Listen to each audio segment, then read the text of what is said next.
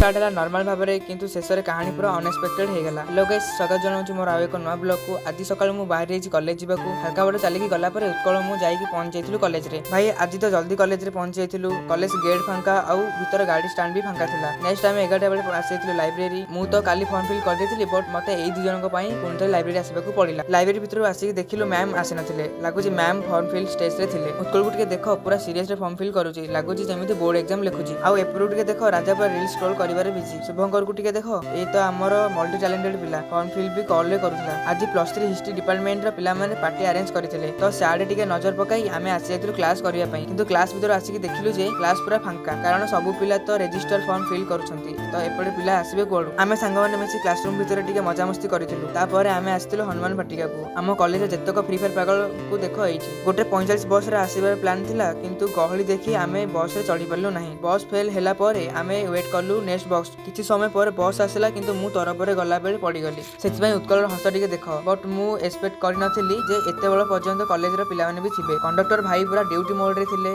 समस्तिकर काटी काटी लास्ट को आसी हमर भी काटी देले। टिकट कथा कहउथली बा तमे कोन भाबिलो? टिकट काटला परे आमे सीताराम छक रे ओलेइथिलु। टिकट रो आउ किछि काम नाही ताको फिंगी आमे आसी जाइथिलु ट्यूशन को। आज ट्यूशन आसीबा को टिके लेट हे गेला। एपटे पढ़ा भी स्टार्ट हे जाइथिला। क्लास रे बसिकी खाता पेन बाहर करी लेखिबा स्टार्ट करिदेली। तापर हिस्ट्री क्लास हैला मोर हिस्ट्री नथिला तो मु टिके रेस्ट नेइथिली। ट्यूशन सारी आमे बाहर जाइथिलु घर को। घरे पहुंची मु टिके फ्रेश हे जाइथिली। तो एथिला आजिर ब्लॉग देखा नेक्स्ट ब्लॉग रे। जय जगन्नाथ।